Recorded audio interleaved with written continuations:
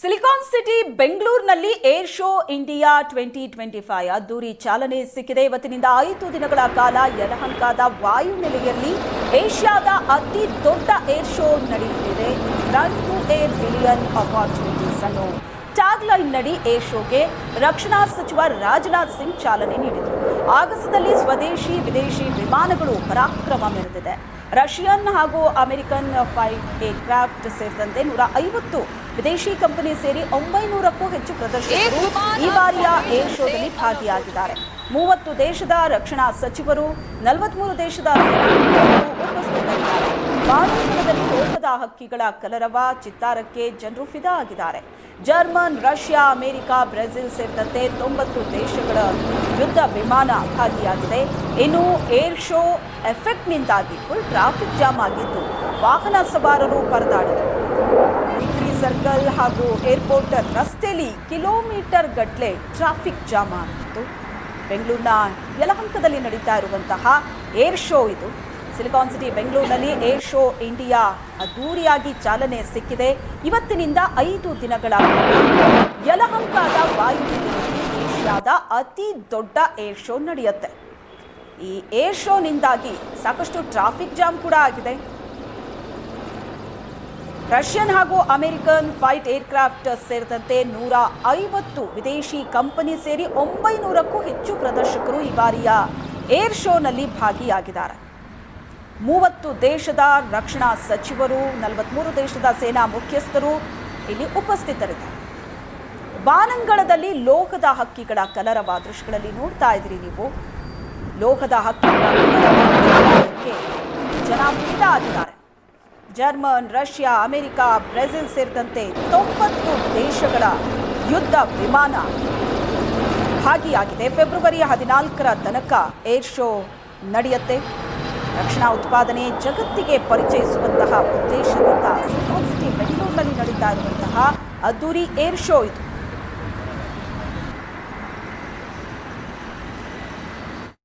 Good afternoon to all of you.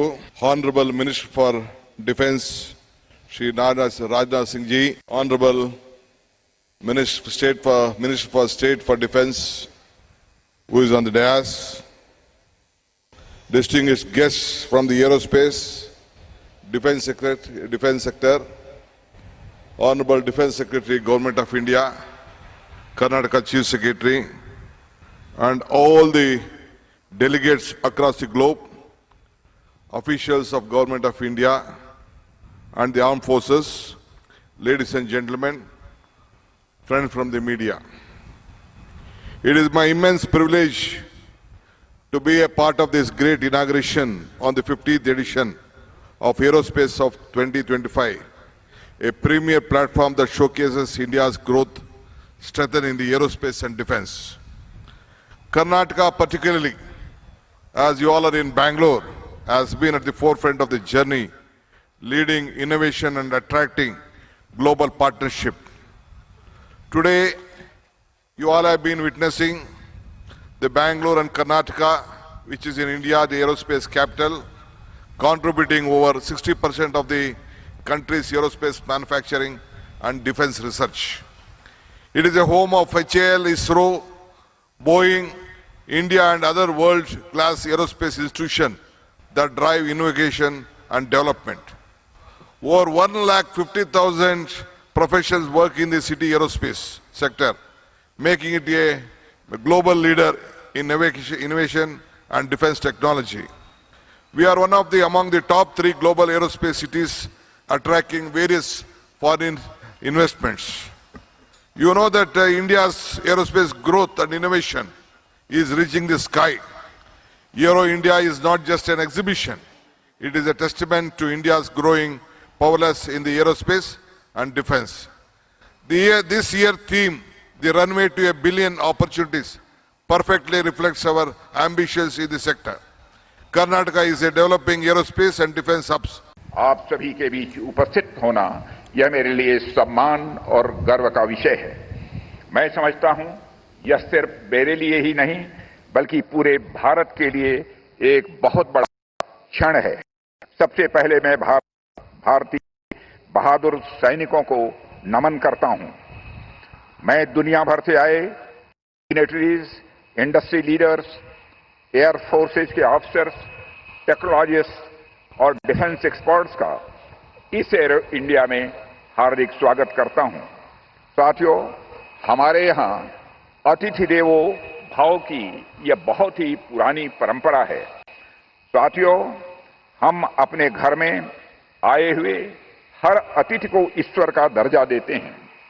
यहां पर दुनिया भर से अनेक डिस्टिंग्विश्ड गेस्ट उपस्थित हैं। मैं विशेषकर उनसे अतिथि देवो भव इस भारतीय परंपरा को शेयर करना चाहता हूं। फ्रेंड्स, अतिथि देवो भव is a Sanskrit maxim that means the guest is equivalent to God. This phrase speaks volumes about the Indian culture. It shows that India is a warm and welcoming place for people from all over the world. I welcome all of you to India. I especially thank ministers and their delegations who have spared their valuable time to attend this mega event. साथियों, आप अवगत होंगे, इस समय भारत में महाकुंभ चल रहा है।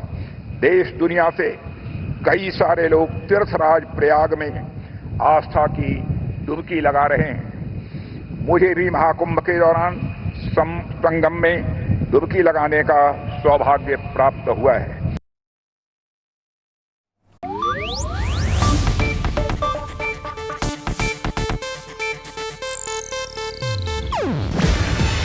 ಇದು ಏಷ್ಯಾನೆಟ್ ನ್ಯೂಸ್ ನೆಟ್ವರ್ಕ್ ಪ್ರಸ್ತುತಿ. ನೀವು ನೋಡ್ತಿದ್ದೀರಾ ಏಷ್ಯಾನೆಟ್ ಸುವರ್ಣ ನ್ಯೂಸ್.